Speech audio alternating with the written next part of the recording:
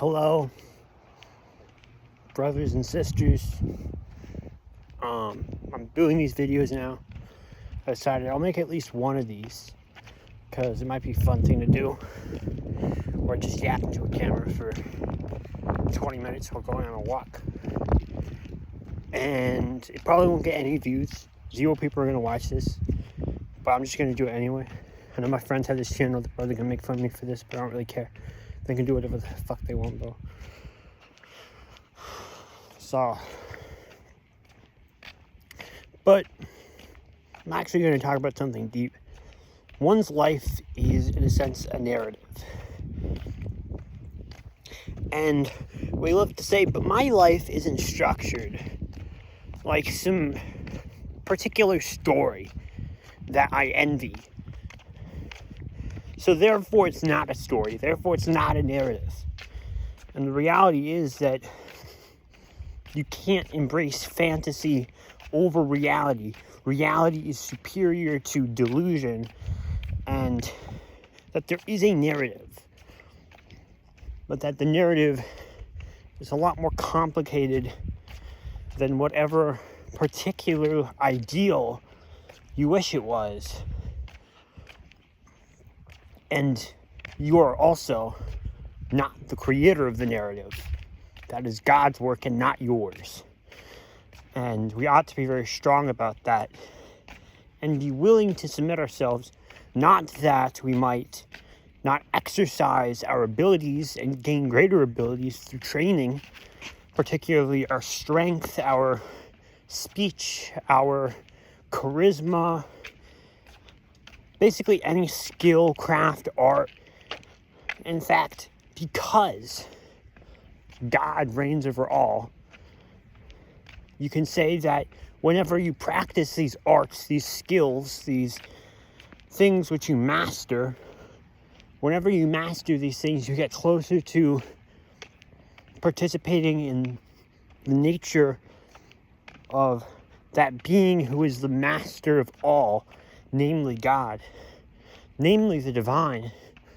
And that in pursuing greatness and pursuing excellence regarding so many crafts, arts, and skills, you actually gain the meaning of life because you participate in that which is God, that which is pure art form. And though you are a human being, and so you can only gain a certain mastery regarding a very, very small amount of things among the many things that the universe is based around, you can still get something. You still have a lot of time to do something. You don't have that much time. You only live today once. You only live specific years of your life then. And if you don't live them then you will never live them again. I'll never live 8th grade again. I'll never live 7th grade again. I'll never live the first quarter of 8th grade again, for example. And so, if I seek to participate in God as it is adequate, then I ought to participate in the things which I ought to participate at my age, at my skill ranking, and there are always times to explore and to jump out into the wilderness and to do something completely new. But a lot of the time, what you're doing is building on previous skills. But the moment you become lazy, the moment you become sedentary, ordinary, and start not building on your skills, not pursuing excellence with everything, not pursuing an adventure, not being willing to create a narrative by doing adventurous things, by doing unique things, by doing interesting things, things of note, even things which actually certainly things which will defy the societal rules, is actually the hero that triumphs against his community, at least originally. This is who Christ is. This is Abraham going out from his house. This is Prometheus, who started human civilization to begin with. There's all these greats among history who go out from their father's house rather than staying there, rather than living the quote-unquote conservative lifestyle. And don't you believe that these were conservatives or liberals either. These were people who created new things, not following progressivistic movements that sought moral idealism, which is a terrible idea. The moment you pursue morality over, the adventure and thrill of the life you've been given, once you pursue moral axioms above life, you miss out on a lot. I've experienced that. That's kind of what I experienced last year, actually. But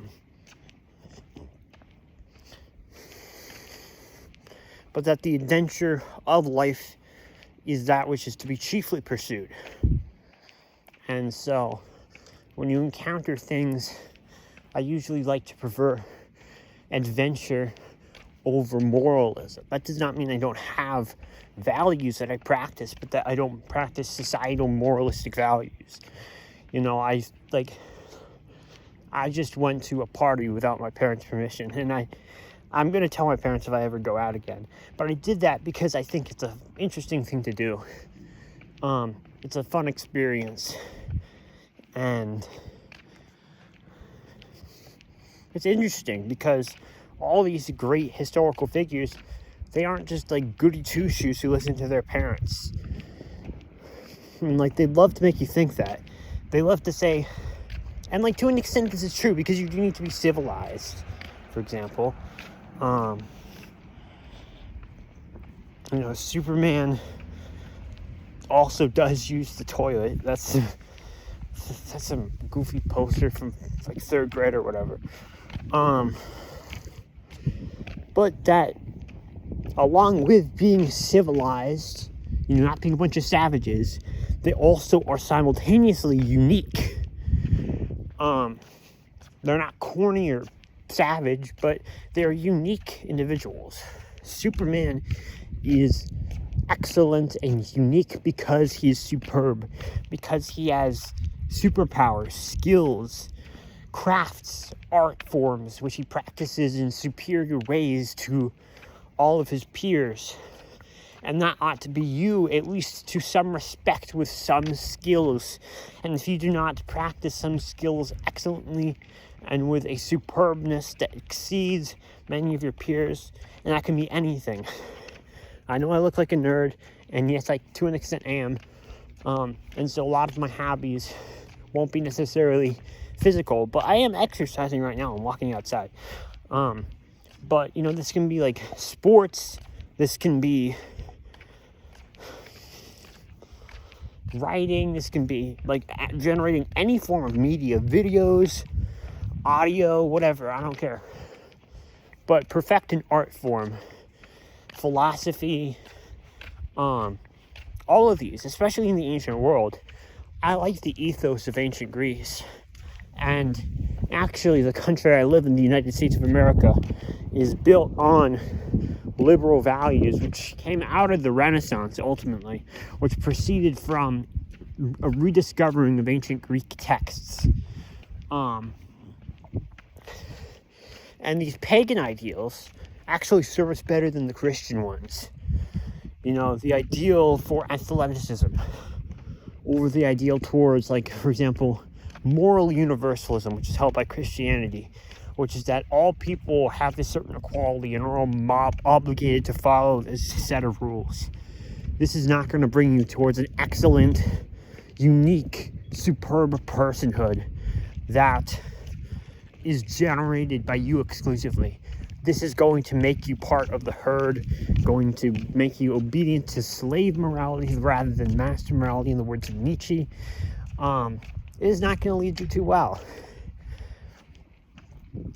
Rather, what you ought to pursue is ultimately what is, at least if you're of European descent, or really from the U.S. in general, because even African Americans, or if you're Hispanic, you also have European heritage to an extent, is to pursue the paganism of the Indo-Europeans, which pursued a certain uniqueness, a certain striving against this communitarian conglomeration but also simultaneously having a respect for God, which is not paralleled in something like atheism or Nietzscheism either, although Nietzsche is very interesting.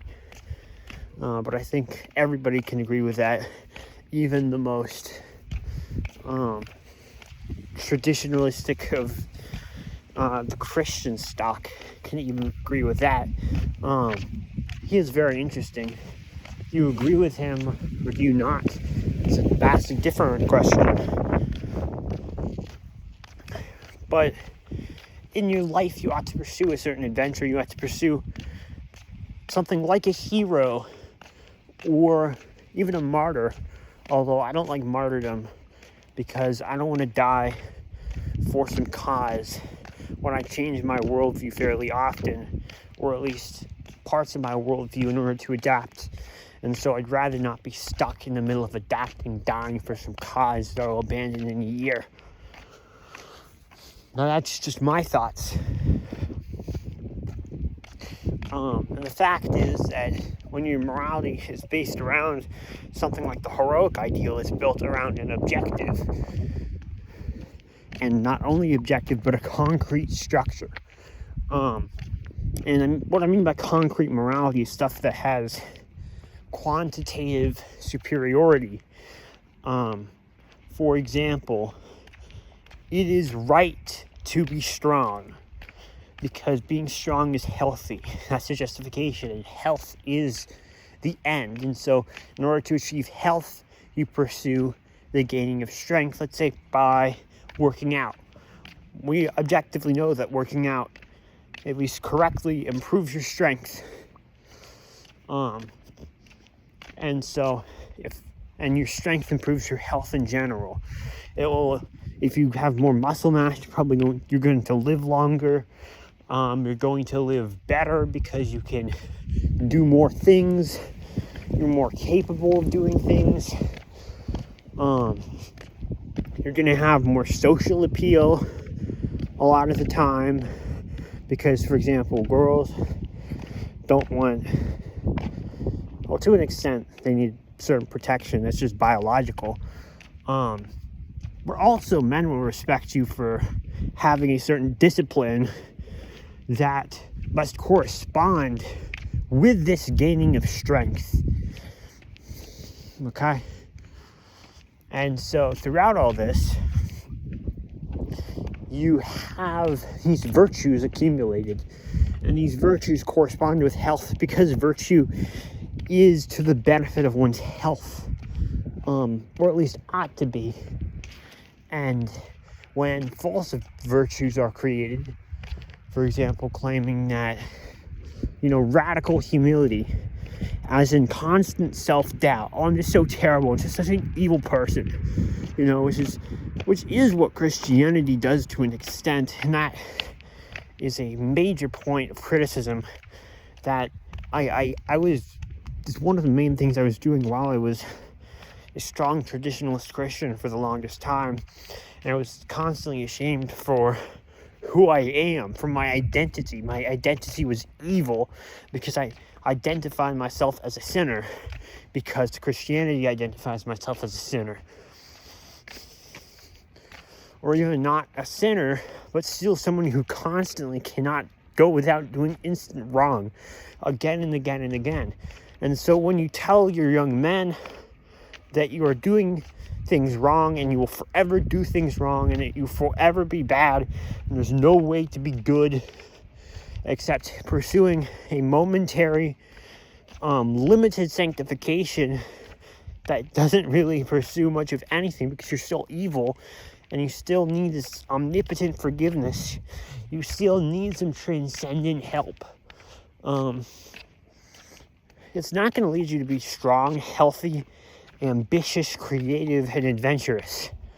It's going to lead you to be unadventurous, unambitious, lazy, and probably leads your desire to be fascinated by things almost neurotically towards being fascinated with concepts which do not actually improve your health or life or real knowledge even. Learning abstract philosophical theological concepts. Well, philosophy can help you, but pursuing theological concepts such as the natures of Christ or whatever, it's not going to improve you. And the fact is that when you're dealing with a monotheistic religion, you have less archetypes to work with. And Catholicism itself is a bit better than the religion, the Christian denomination I was a part of, Lutheranism. But it still doesn't solve it that well. Like, you need all of these figures who are reflections of God. You need them to specifically be reflections or imitations of God in order for them to have their truest power.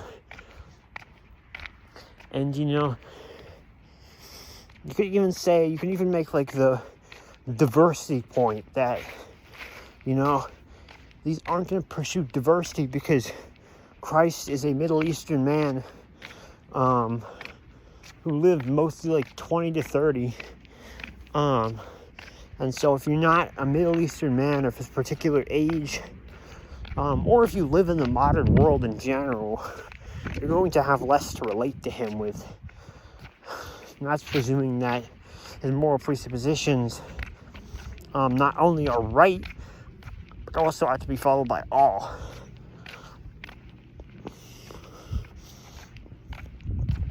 I guess it would be the Christian presupposition, but the fact is that one man, it's very hard for him to represent all of humankind as their sole archetype, as their sole mediator, because he is, according to the scriptures, their scriptures, the only mediator. And so if you have this only mediator, only reflection, only representative, then you can't all be like this one guy, because if everyone is one in their nature, then you're not going to live a very interesting place. You're not going to live in a very interesting place. It's going to be quite boring, because everybody's going to follow these etiquette codes. There's going to be no evil to struggle against. What is this ideal world you want to create? You're just waiting for a man to arrive rather than to actually create a better future? Hell no. I'm not going there. I'm not helping you. You can do that on your own, but I'm not going to do that. What I'm going to do is I'll research the heroes of history. I'll research Wayland the Smith, from whence comes my last name. I'll research Achilles. I'll research Caesar. I'll research Nietzsche. I'll research those men who actually advocate that I be genuinely excellent and actually advocate for a genuinely good future for young men, or are representations of archetypes that young men ought to follow, rather than the religion that obligates me to follow this one man who has been so followed for thousands of years. And yet the classical civilization of ancient Greece that existed before this man was born, and who significantly influenced this man. Just read Plato's Republic, and you'll realize that most of Christ's supposedly revolutionary moral axioms were actually also advocated for by Plato as well. Or look at Meditations by Marcus Aurelius. Very similar morality, similar moral shifts. They weren't just pagan morality. They didn't just have pagan morality, even though I think pagan morality is better. They're shifting towards this particular morality and various different classes of it. They had a bunch of different philosophical schools. And to say that the Christian morality was even any of the developments of Christian morality were developed by Christ, it's hard to make that point, really. Plato argues to an extent for a respect to one's enemy. He advocates for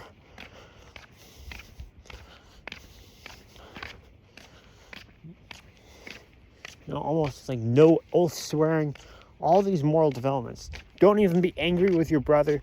All of this is very similar to the morality developed around the classical times. And so I think that Christ seems to be a product of his classical times rather than his own completely unique moral teacher that the Christians would love to claim him to be. And so this leaves me among the young male populace pursuing something which the supposed great religion of my civilization so despises, the heroic ideal, masculinity, strength, because strength is good, and I will say that most proudly and certainly and confidently, because I do not advocate for the moral righteousness of the meek. I don't advocate for that, and I will never. I advocate for the morality of the strong, because I want me, my friends, my descendants, and the descendants of my friends to be strong and to triumph over the foes who have wronged them. And if I'm evil for that, and if I'm evil for loving my culture and people, and having dignity, honor, and pursuing greatness, virtue, and strength, then I don't know what life is. Like, if that makes me wrong, then what is life? Is life the appeasement of your moral standards? Is life obedience to a set of axioms that don't even correspond with any beneficence in the actual reality? Because in this reality, in this universe, fundamentally the strong triumph over the weak, or at least the fit over the unfit. And so if I'm told this mythology, this archetypal thing where Christ, who represents the Omega on the crucifix, is the ultimate goal, if the ultimate goal is to correspond with reality the least, if it is to reject what is right in front of me so boldly and confidently, only to be tortured forever on this stick and mocked until I have the potential to enter a specific cosmological realm of heaven, because I have died, and because my only chance of having a body is gone until I get this new resurrection body, which is supposed to be so much better. I live in this magical city that nobody's told me about, nor does anybody know any details about. I'm not following this path. It doesn't seem very trustworthy. I'll follow the path of my ancestors, the path that has worked for thousands of years.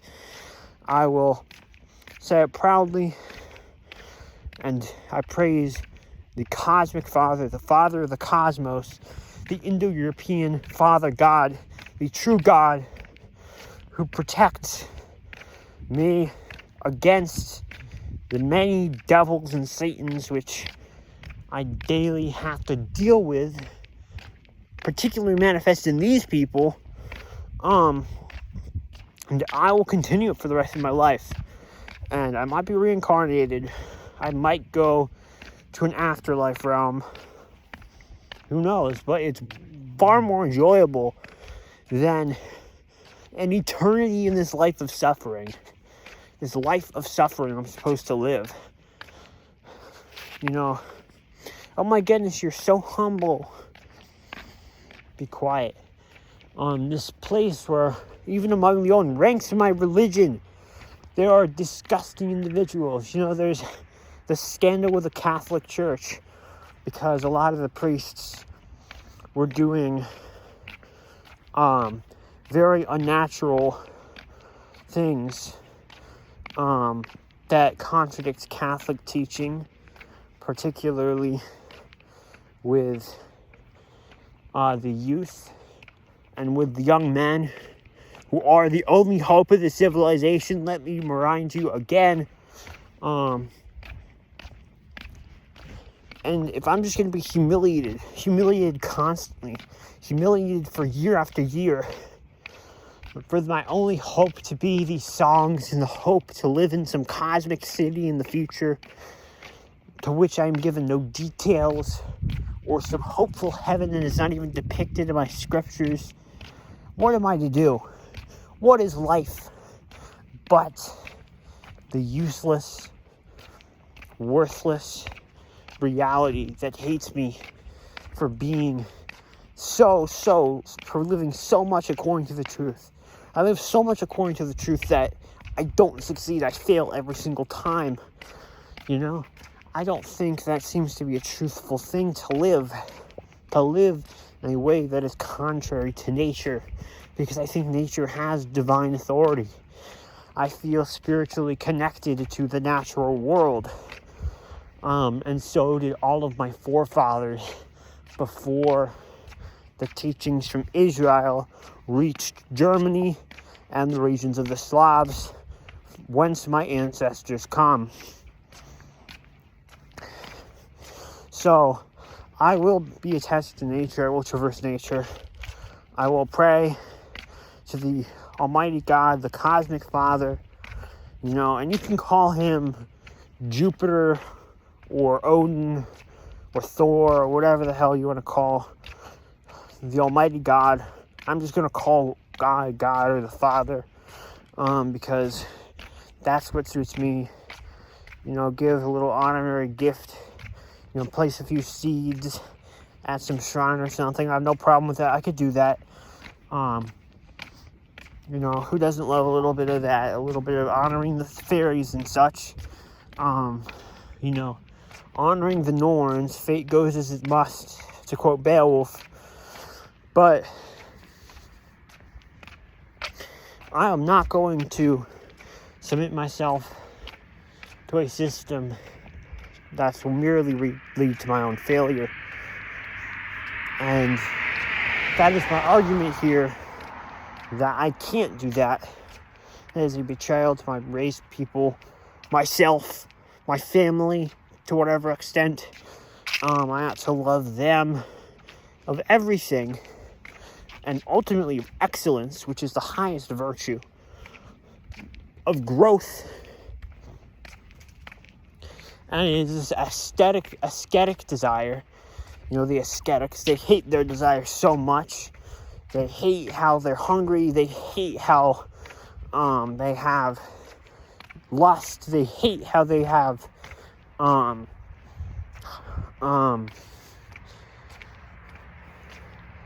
desire to be strong.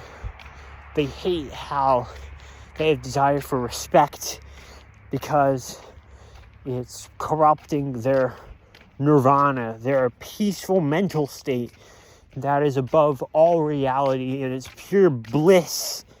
Oh my gosh, it's so blissful. But these men have to cope with the fact that life hates these people, because this is just simply anti-life. It's against life. It's against the nature of the universe itself to live to pursue non-fitness, because it's not fit.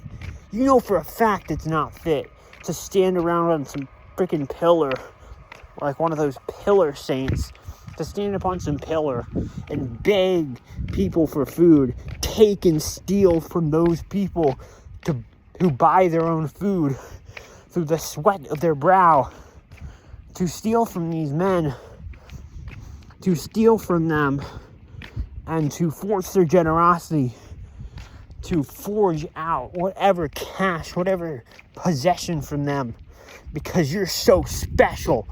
Get out of here, bro. Leave me alone to do that which I do, to pursue excellence, to pursue virtue, and I will leave you alone. But I've not been left alone, because I receive a trifling condemnation, as all men are condemned who do not serve Christianity, and specifically the type of Christianity you want me to serve, not any liberal type, not the Catholics or the Orthodox, but only your specific denomination as well, or whichever denominations you deem fit for salvation, because they sided with you on various minor theological doctrines. Because that's what religion's about. It's about condemning people to hell based off of their opinion on transubstantiation, based off of their opinion on the exact relation of faith and works. It's based off of that, right? Now, the good things in religion are that you get to participate in the cosmic Father, in God.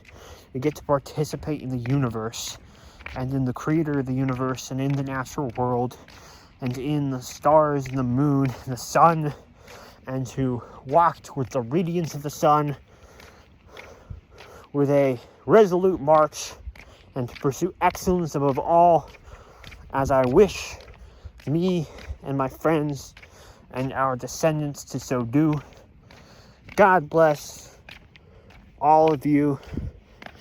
Genuinely, may the divine bless every single one of you that takes these words and does them to pursue excellence for European civilization. Goodbye.